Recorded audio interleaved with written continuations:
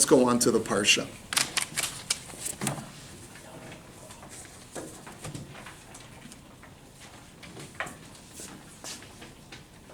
Any Rolling Stones fans? You might like the title of the shir.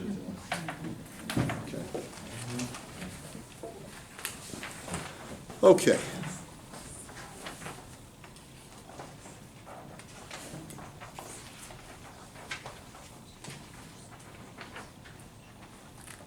So much to choose from in Parsha Vayera.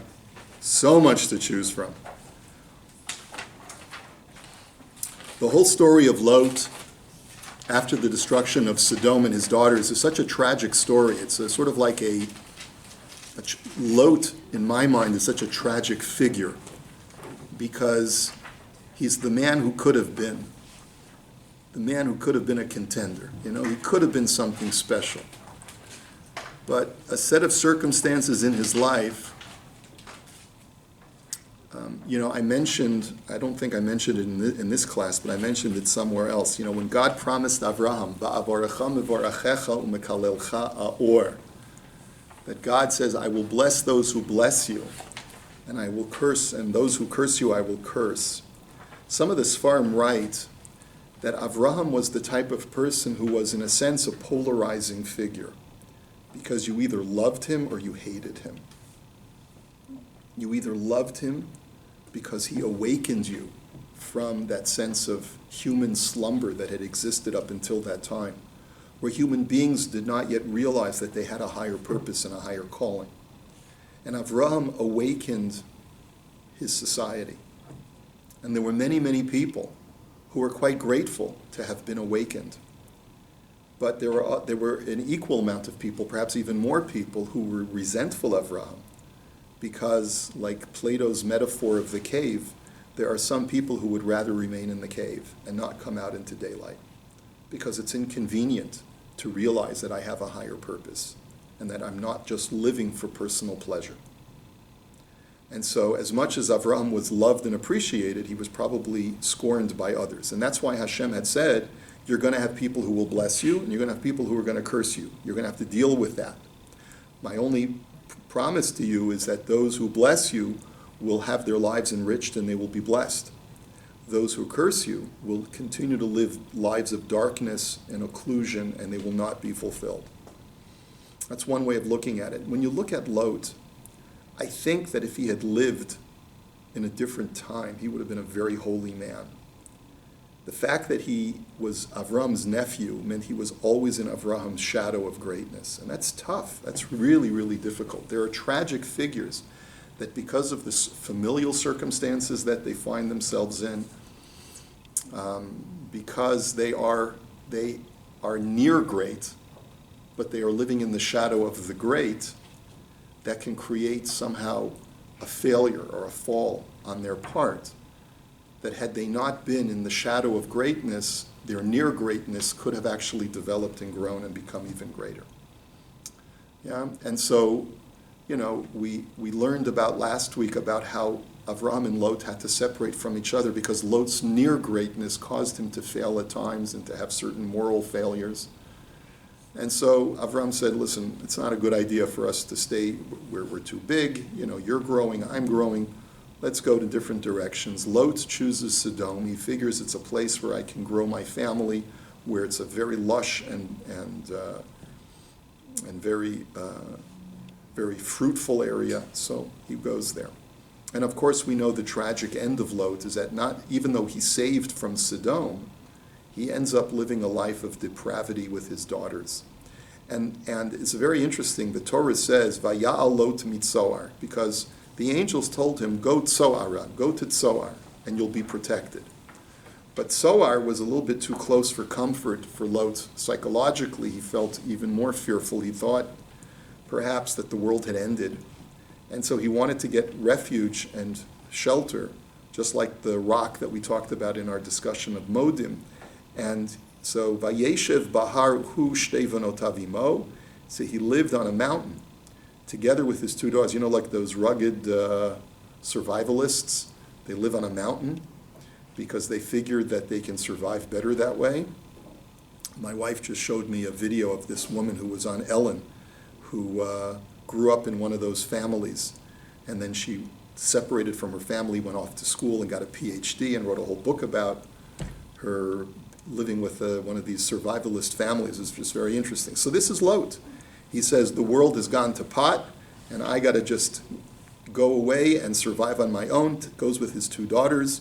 Ki arei lashevet b'tzoar, because he was scared to live in Tzar. He figured with the same thing that happened to Sodom is going to happen somewhere else.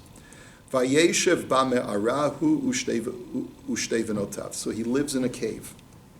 He and his two daughters live in a cave. They take refuge. They take shelter in a cave. Now let's take a look at a fascinating midrash. Vayal Lot mitzoar vayeshev bahar. Lot went from Tzoar, lived in a cave. Hahu dichtiv. Now listen to a verse from King David in Tehillim, chapter 57. Lam natseach, to the conductor. Al tashchet leDavid. Do not destroy David, O God. Michtam bivarcho mipnei Shaul ba'me'ara. And this was a song that was composed as he was fleeing from King Saul and hiding in a cave. So that's the commonality. That's the link, of course, that the Medrash creates. Just like Lot sought refuge in a cave, King David wrote a song asking God to save him when he ran to seek refuge in a cave. So Amar lefanav ribon ha'olamim. So this was really the deeper message that King David was saying. Ad shelo nichnasti lame'ara asita chesed im acherim bishvili. Before I ever entered into this cave, you did chesed, you did kindness with others for my sake. Achshav sha'ani natun ba'me'ara. But now that it's my turn to be in the cave, yehi ratzon milefanecha al tashchet. May it be your will that you don't destroy me, that you don't allow me to die. So what do you think King David is referring to? Can anyone guess what the Medrash is trying to communicate? What is the Medrash trying to say? Before I came along and I ran into this cave, you provided chesed for others, for my sake. And now that I'm in the cave, I'm asking you, Hashem, not to destroy me as well. What is the meaning of this Medrash? Just the simple import. Anyone? It's a little bit difficult to follow the line of reasoning of the Medrash. If we take a look at the Rashi commentary in the Medrash Rabbah, it states as follows. Sha'asita chesed im Lot bishvil shahayiti atid latzeit mimenu. What did King David mean? He meant to say, when you saved Lot, I know exactly why you saved him. You saved him not only because he was Avraham's nephew, but because he eventually would be my Zaidi. He would be my great-great-grandfather. Because who was descended from Lot?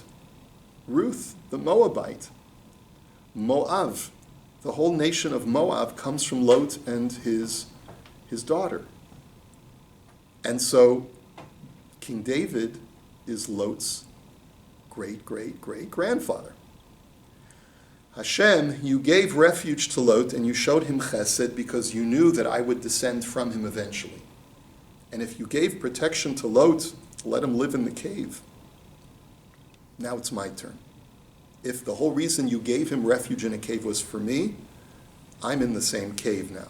So if you gave it to him for my sake, then surely you should give me the refuge and the shelter in the very same cave.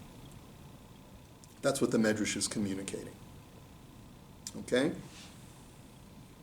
But now let's go a little bit deeper. Ready to go a little bit deeper? Let's take a look at the Zohar. Maybe he's asking for continuity more than, that it should be a generation after him. Well, he doesn't want it to end with him. Yeah. He doesn't want it to end with him. He's saying, don't allow me to die. If you protected Lot for my sake, then surely for my sake you should protect me. You should protect me for my sake. Okay. Take a look at source number 4, the Zohar Midrash HaNe'elam, which is a passage from the Zohar. Amar Rabbi Avahu. Rabbi Avahu said, Bo ur'ei maketiv b'yetzer hara. Take a look at the Yetzer Hara. Take a look at what our sages talk about the Yetzer Hara. Te'da lecha she'eno mitbatel le'olam mibnei adam. take note of the fact that it never departs from a human being. The Yetzer Hara never fully departs from any human being. And how do I know this? Ado Tozman, and it will never depart until the coming of Mashiach. Dichtiv ha'asiroti et leiv ha'even v'gomer. As it says in Yechezkel, that God says, when the Messiah comes, I will take your heart of stone and turn it into a heart of flesh. But until that time, we all have hearts of stone, which represent the fact that we are susceptible to the influence and the seduction of the Yetzer Hara. Sha'af al pi shero'eh b'nei adam nidodim b'gei hinom, hu ba v'chozer lo etzel b'nei adam. Even when people see that they are being judged, that there is judgment in Gehenna, and literally like in hell, people can see that people are suffering in hell, and nonetheless, this does not deter the Yetzer Hara from coming to that person and trying to seduce him. You would think that if I see people suffering in hell, then I will be, not susceptible to the guile of the Yetzer Hara, because I see what the punishment is. I see what happens to terrible people. When you listen to the Yetzer Hara, this is what happens.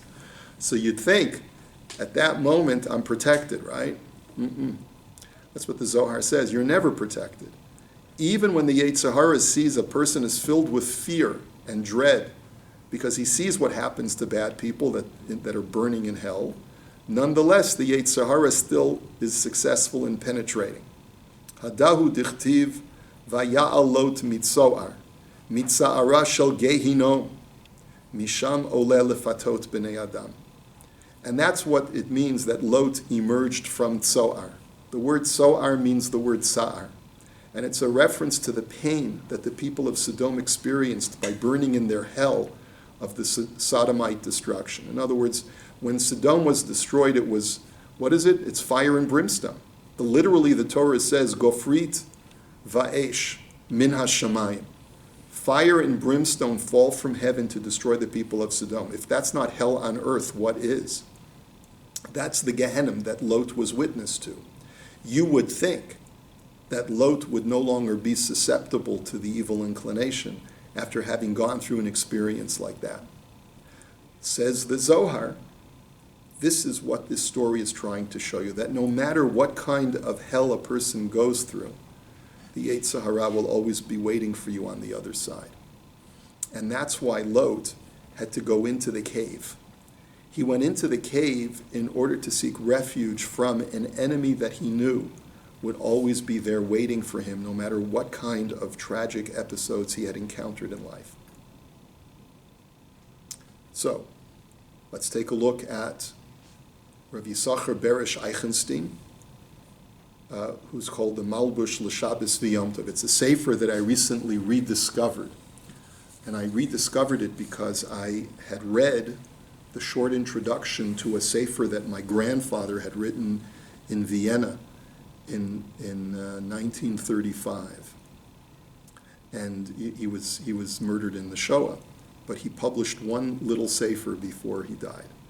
And in the introduction to his sefer, which is a Perush on Pirkei Avos, he wrote about who his teachers were. He studied in the Vishnitz yeshiva, because after World War I, he had to migrate from Poland to Vienna. A lot of Polish Jews had to migrate after World War I. Found himself in Vienna, was not particularly happy to be relocated. But he wrote that he also studied in the yeshiva with the Zidichover yeshiva, which was run by the Eichenstein family. And Beresh Yisachar Beresh Eichenstein was either his contemporary or his Rebbe. It's not clear to me from his introduction. And the Sefer Malbush L'Shabbos V'Yom Tov is studied by Zidichover Hasidim to this day. It's the Torah of Rabbi Yisachar Beresh Eichenstein. Got some fascinating pieces in here. And he writes that, let's see what we can learn from this Zohar. In source number 5, he says, Al Kain Doresh HaMidrash Al Pasuk Vayeshev Ba Me'ara Shel Lot. And when we talk about the Pasuk telling us that Lot lived in this cave, Sheromez HaPasuk Al Ha'adam Shehu B'Tza'ar Uvehester Chas V'Sholom. that this is an allusion to a person who finds himself in times of distress, and he feels that God is hidden from him. Kimo me'ara, like being in a cave, which is dark, and you feel estranged, you feel distanced. It's not only the fleeing from the Yetzer Hara, but it's also a recognition. Lot came to some kind of recognition in his life that he had not succeeded fully in defeating the Yetzer Hara. I was in Sodom after all, and I allowed myself to be sucked into the sodomite ways. Afal pichem, but even after you come to that realization, you find yourself in the cave. Yivakesh me Hashem yitbarach shelo yashchit kamo David HaMelech alav hashalom. But what you're doing when you're in that cave is you're asking Hashem, please don't destroy me. I know I haven't been perfect.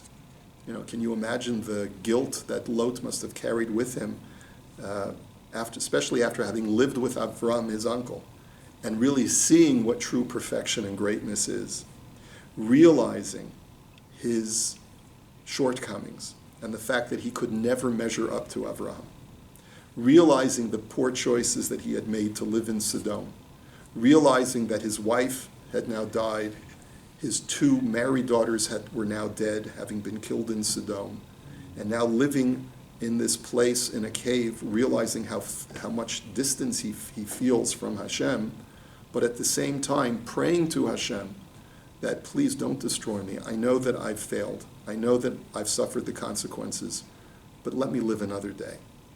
And that's the way he sort of portrays what Lot is experiencing in this cave.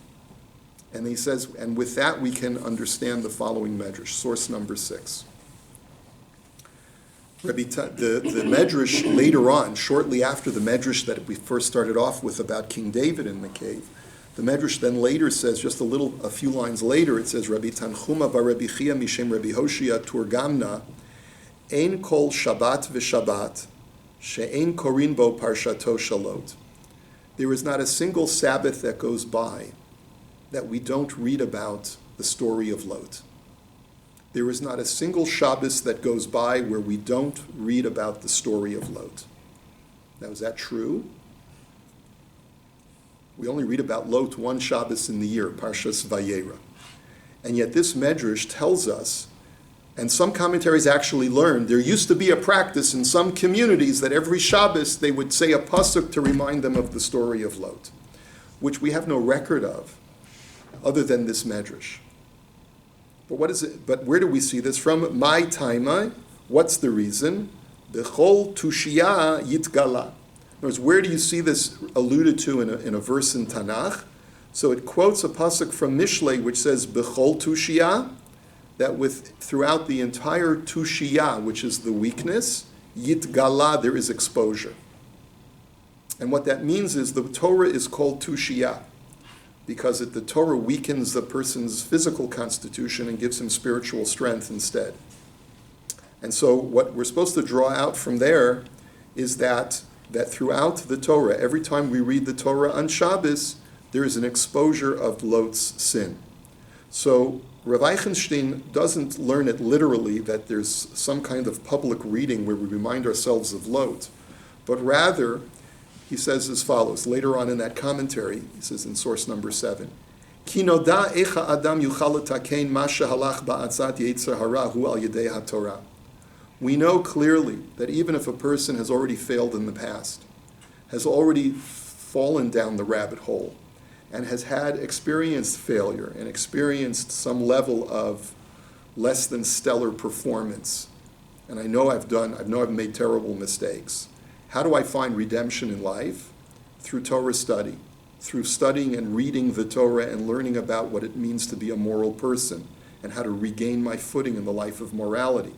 Shebechol makom shekorei b'Torah be'ahava v'yirah, ro'eh b'shem ma shekilkel, v'al yedei zeh mitaken ma'asav. Whenever you read the Torah, any passage in the Torah, you can find something redemptive, a lesson that can be applied to your own life and can help you rehabilitate yourself just by reading a passage in the Torah.